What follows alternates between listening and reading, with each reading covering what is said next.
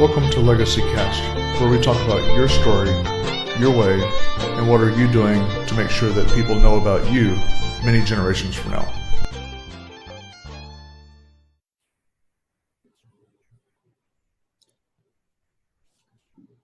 Good afternoon, Legacy Cast listeners. This is your host, James Snow, host of the Legacy Cast program. And as we do here every day, we talk about things that you can do in your lives so that you tell your story your way, so that the people generations from now know who you are, what counted in your life, what mattered, what you believed in, and what you did to make a difference in the world. I have as a guest today Tom Handy, who is retired from the military, living out in the El Paso, Texas area. Welcome to the program today, Tom. Oh, thank you, James.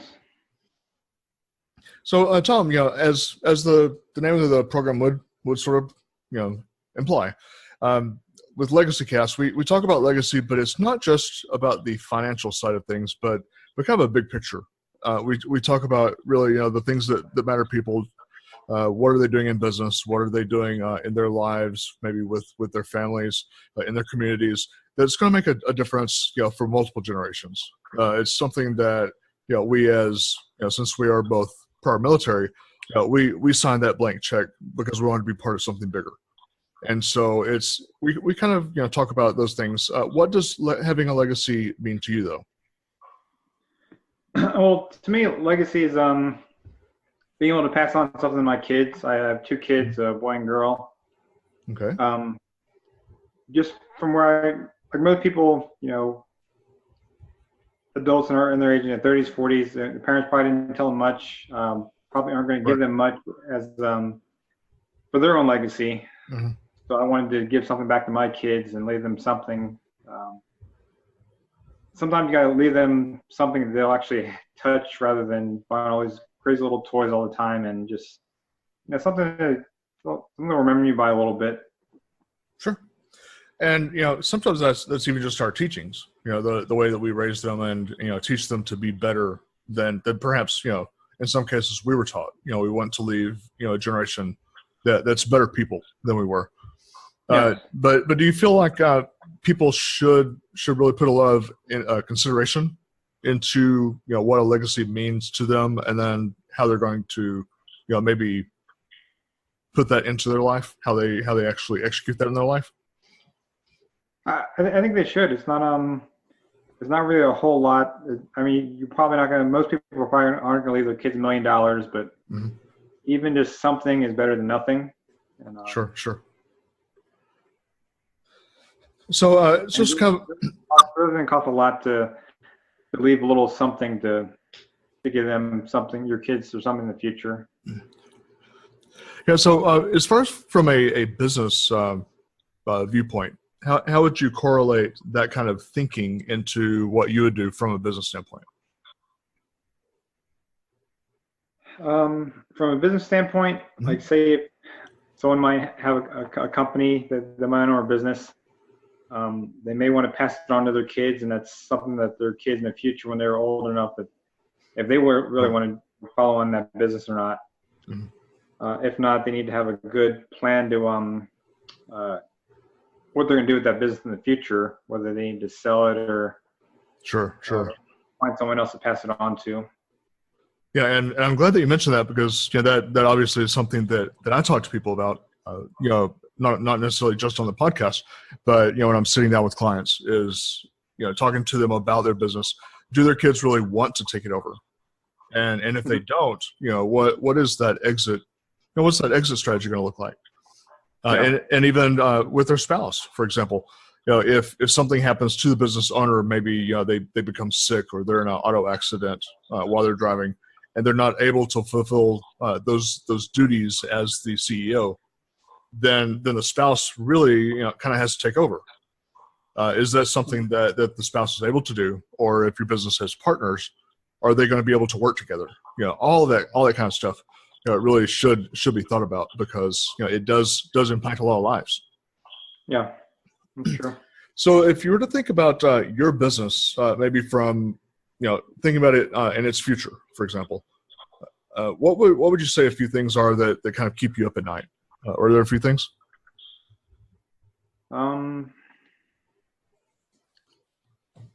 Probably that I do a lot of things business-wise by myself. Mm-hmm. On paper, my wife's a partner, but we don't really.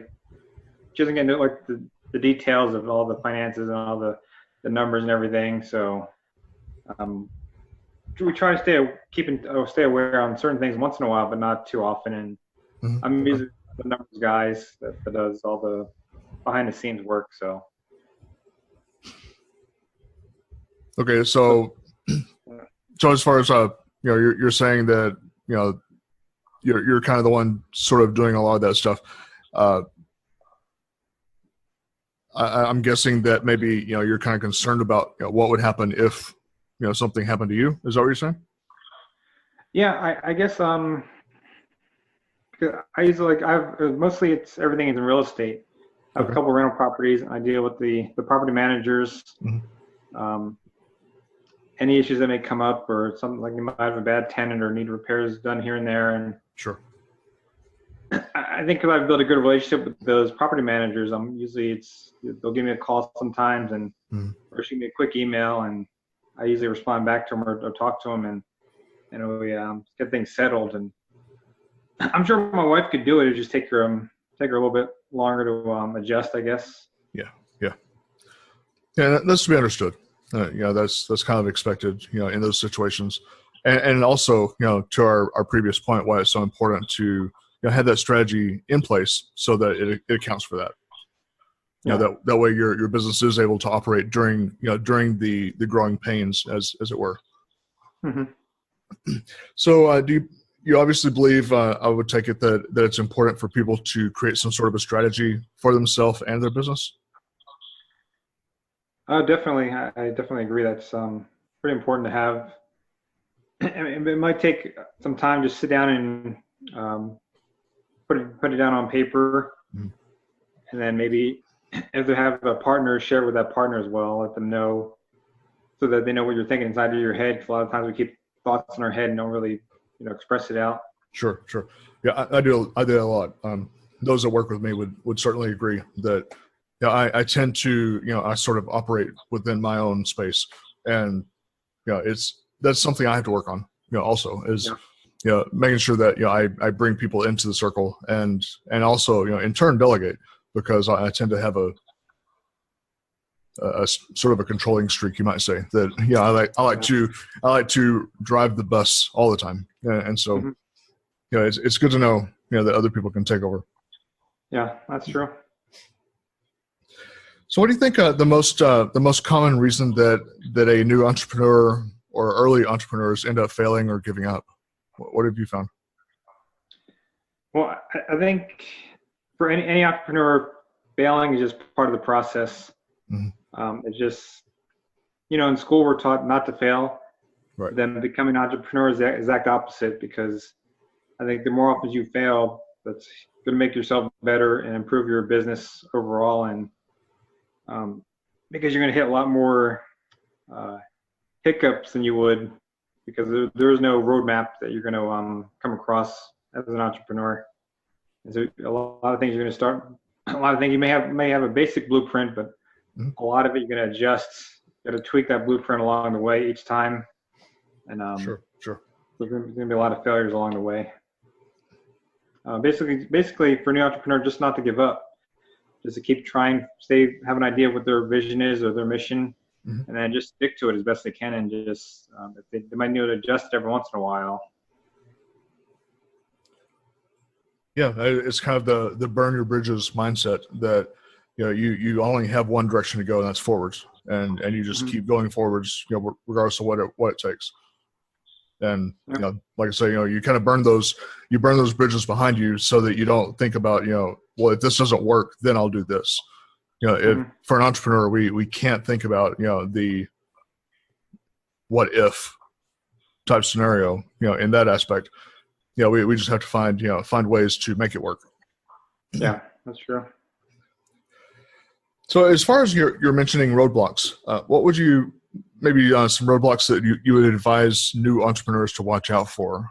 Are there a few that you've run into that you would particularly mention? I think a lot of times you're going to work with new business partners or meet new people, and you got to do your due diligence working with these people, because not everybody's going to be honest. Not everybody's going to do the right thing. So you got to, sometimes you got to do the research on them. Either you might have to look them up on social media, check out their profile, see how long they've been in business, or Right. you got to ask them the tough questions. Mm-hmm. How long have they been in business?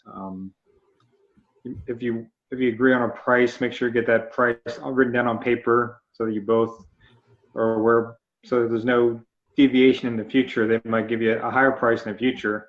Mm-hmm. But if you have it written down on paper, you can say, hey, this is what we agreed upon in the beginning. So Sure.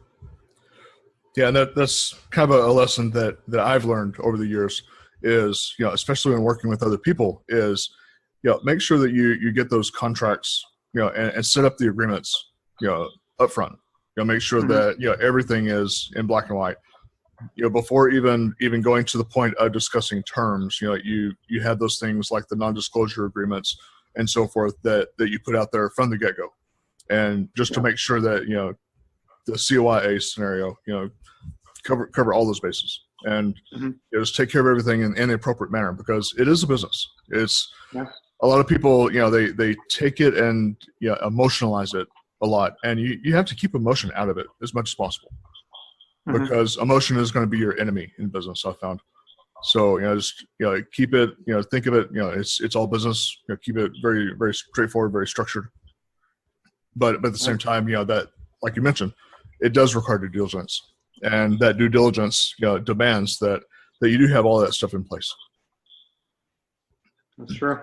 So, as far as maybe some support resources or different resources out there for a budding entrepreneur to look for, have you found some that were very helpful in your world that you'd want to tell people about? A lot of things I've done has been in real estate. I've been in a couple network marketing companies, but it's mostly, like for real estate, for instance, you got to find the right real estate agent. You really got to have a good relationship with them. You got to be able to get along with them overall, and just make sure both of you see eye to eye. And then same thing when it comes to property manager. Mm-hmm. You got to make sure that they're going to be able to take care of your property. And they're going to keep in touch with you, because a lot of my deals are, because I was in the military, I bought a lot of my deals when I was in the military. And so you move around your PCS, and so you got to still trust that other person's going to still keep in touch with you, whether it's by phone call, email, or maybe even social media. So you got to have that two-way communication between both of you. You're absolutely right. It's very important, especially, like you're saying, being in the military, you're sort of the absentee partner. And so, making sure that you just have a good line of communication. I do like that. So as far as your values in your business, a lot of people will try to, perhaps shy away from, expressing their values or their belief systems in their business. But others, especially nowadays, have been a lot more empowered in expressing that personally. Is that something that you agree with or don't? Yeah, I think having values is really good, and your own personal values are going to reflect in your business, and I think a lot of people will be able to pick up on that. So. Okay. And what is something maybe that you wish you had done earlier in life that you didn't do, and you've discovered was probably vitally important that you should have done? Was there something that you kind of look back at and say, I wish I'd have done that?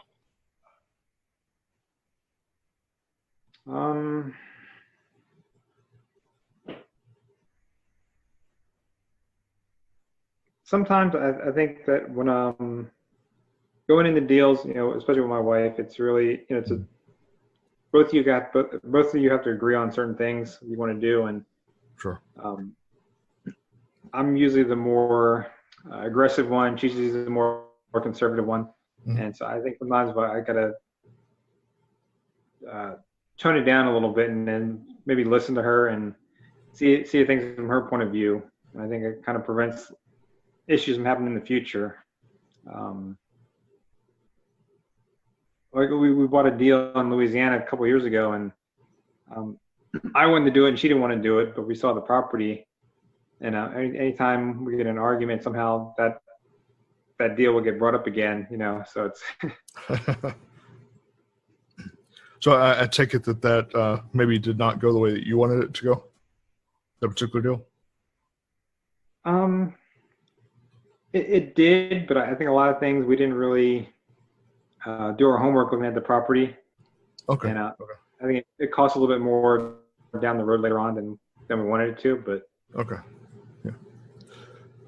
Yeah, and for a lot of people, that working with their spouse seems kind of daunting. So, how did you make that work? We just both had similar goals. Not always the right way on how to get there, but we usually had a basic understanding of what we wanted in the future. And even now, I still have bigger goals, and I think my wife's kind of content. So I think that's another hurdle we're going through now, trying to get her back on. We're trying to find that happy medium where we both agree if we want to move forward in the business as well. Yeah, communication would certainly have to be key, I would think, to make that kind of arrangement work. Mm-hmm. Yeah, so I think a lot of marriages that they, I want to say it's almost 50% of divorces happen because of usually finances, and that's really a key one. Yeah, I see a lot of that. Yeah, unfortunately, I do see that, and not communicating about them is something that has been a big problem. For a lot of people, is not only are our finances the number one reason that the relationship will fall apart, but not communicating about them is that's just adding fuel to the fire. Yeah. So let's for a few minutes here, if it's okay, maybe discussing some things a little bit more on a personal side, as far as about you as a person, Tom, if that's all right. Okay. Okay. Like when you were transitioning out of the service a couple of years ago there, what particular hurdles did you personally have to face when transitioning out, and then going into business, into the real estate space? What hurdles did you see there, and how did you overcome those hurdles? Well, I think I had a lot of things set up for the most part because I was already doing real estate, and then the transitioning out wasn't as hard. I think the biggest thing was probably not having a big enough emergency fund. Okay. But it was probably you have to go back almost 10 years ago when the stock market crashed, and that affected the real estate market. Right. And we used up a lot of our reserves to hold on to that property because it was hard finding a tenant for a while. We couldn't find the right price range to drop our rent to get a tenant back in there.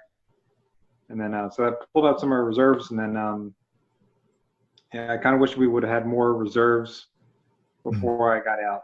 So. Yeah. And I do hear that from quite a few people, especially with the 2008 recession that we had, when people lost, anywhere from 35 to 50% of their retirement savings and their reserves and so forth, almost overnight, it seemed like. And it really kind of goes back to, what we call in my industry, having a hedge strategy, to where you have something that when those things happen, you have another source to fall back on that allows, that part that is impacted, because when you're in the market, that's pretty much it's not an if but when you're going to have a downturn. When the downturn happens, where are you able to pull your funds from to let it recuperate?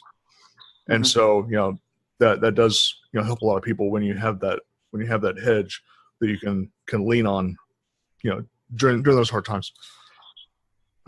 So when you're overcoming those hurdles, though, did you kind of stumble upon those answers, or did you sort of look back to something you had learned years ago? I think we just stumbled upon that because I think same time I was getting out, I was also moving my mom up here from Pennsylvania down to here.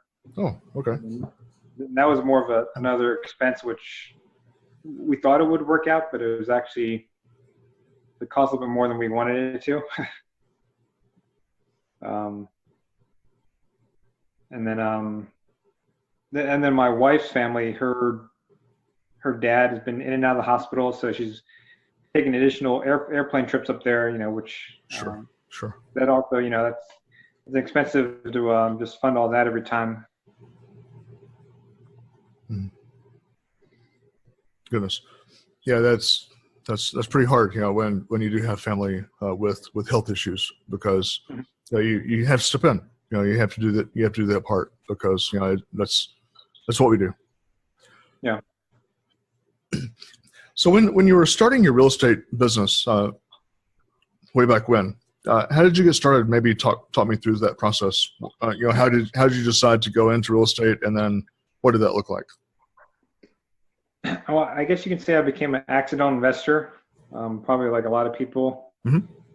I think probably around 2000 and early 2000s, when Robert Kiyosaki was getting real popular. I read up a lot about his books, try to watch his videos whenever I could. And then my wife and I, we bought a condo in 2003. And then we were both in the military at the same time. And then the Army turned around, said, hey, you guys are both going to deploy within a few months. So the condo we bought, that became a rental. We didn't think we didn't know our plans for that condo in the beginning, but it was all because of where we were renting the previous year. The owner wanted to raise the rent, and I said to my wife, let's just go buy a place, and then something we can call our own. And so we ended up going to Afghanistan after we bought the rental, and then so we're kind of just communicating with our landlord, mostly email. Sometimes I call as well, try to get a hold of him whenever issues came up. But we held on to the property at least 10 years or so, and it really did well for us.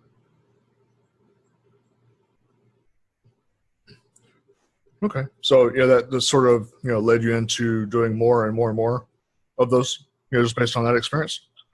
Yeah, I just continue to do a lot of research. I knew I was going to go to Arizona for school right after that, and then so I was contacting another real estate agent over email, and I think we got there probably within a week or two. Ended up buying another rental property right from the start. We didn't live in it; we just bought it strictly as a rental property, and got to take all the costs for repairs and stuff. Use that to write off on our taxes. Mm-hmm. So you're more into like single home or single occupancy, or multifamily? Mostly single family, yeah. Okay. Looking to get into multifamily, just got to make that transition. Yeah, I hear a lot of people, kind of looking at the apartment complexes or things of that sort to to have multifamily investments, which sounds like it'd be pretty exciting if you're able to get into that. Yeah, I think so. So besides what you're doing currently, is there another profession out there that you think you would like to attempt, just at some point in life? I'm in the process of getting a book published, trying to be an author. I wrote the book. I waiting for my friend to review it and give me his feedback. But so far, he said it looks good. But he's actually in Kuwait, so it's whenever he gets around looking at the book and give me his comments. Yeah. So if you're if you kind of look at yourself, what would you say one of your greatest strengths is that you have? Greatest what? I'm sorry. Greatest strength.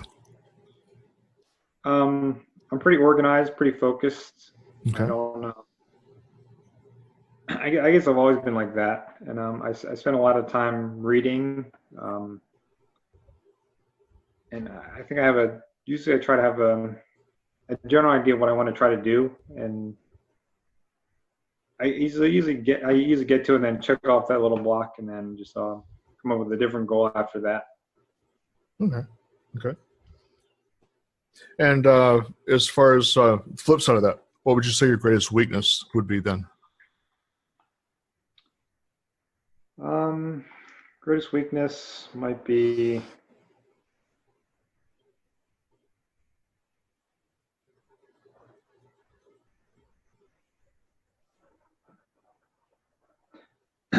I think sometimes maybe I might just keep something in my head and not just act upon it.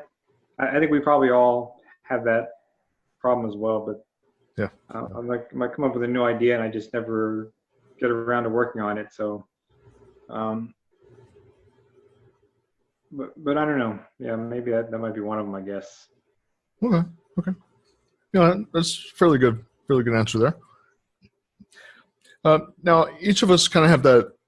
I find that people have a special place that they go to for getting their ideas. Whether maybe it's walking their dog, or they're out in nature, or a certain place in their house that they can go to that generates ideas for them. What would that place be for you?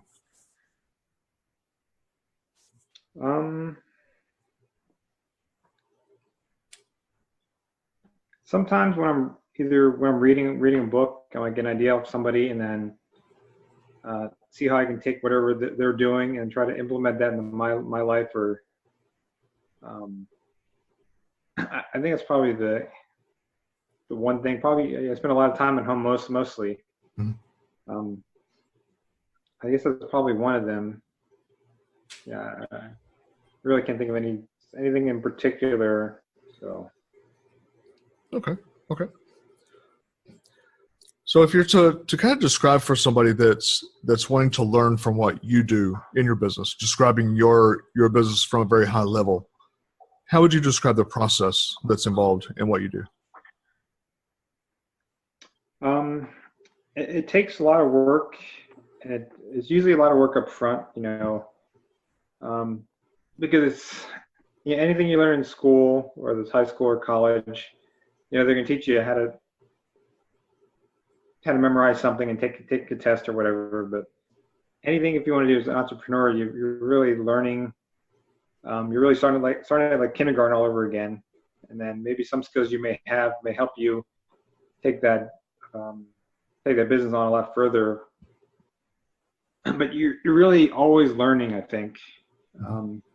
But I think if you're not learning or improving on something, it's really going to hurt your business, because you see a lot of big name companies that have been around for years are going under because they're not adapting and changing.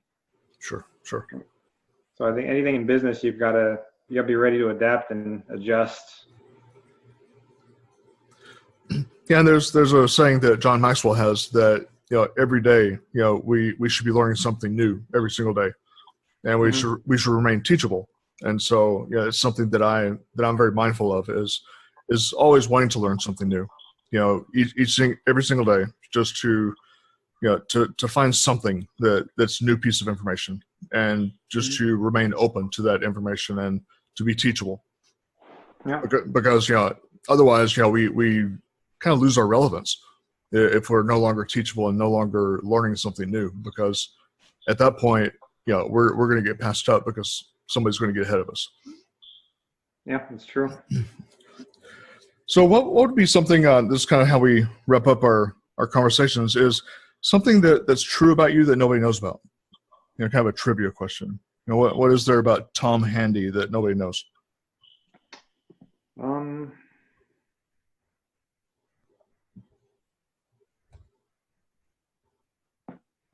I think when I was younger, I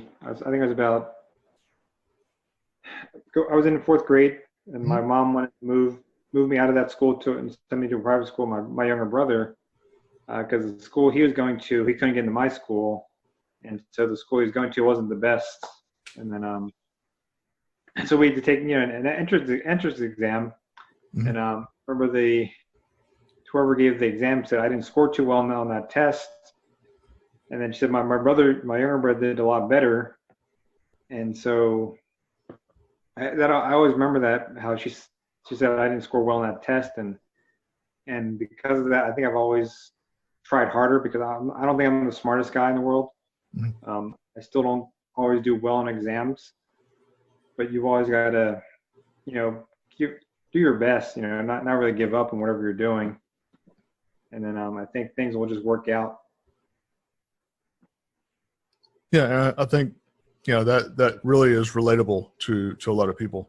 That we do kind of feel that way about ourselves, and just to know it's okay. It's Each person is different. Each person is unique, and it's okay. We give 100% of what we can, and we'll be rewarded in that. Yeah. Well, Tom, it's been a great time having you on the program this afternoon, and I certainly would love to be able to have you back on the program again. Now, there's going to be people out there that want to get into real estate and maybe want to reach out to you and either do business with you or want to maybe glean some knowledge from your experience. How would they get a hold of you? I'm on Facebook probably a lot. Just pretty simple. Just Tom Handy 1, the number 1. Mm-hmm. Okay. And then I'm usually on the same name on Instagram and Twitter as well. So I don't use Twitter. I don't use Twitter too much. But Okay. No 2 or 3 a.m. Twitter storm things going on. Okay. Okay, man. Well, it's been a pleasure and honor to have you on the program, and again, love to have you on again sometime down the road. And until then, happy house hunting, and see you on the next spin. All right. Thank you. Thank you, brother. Thanks, James.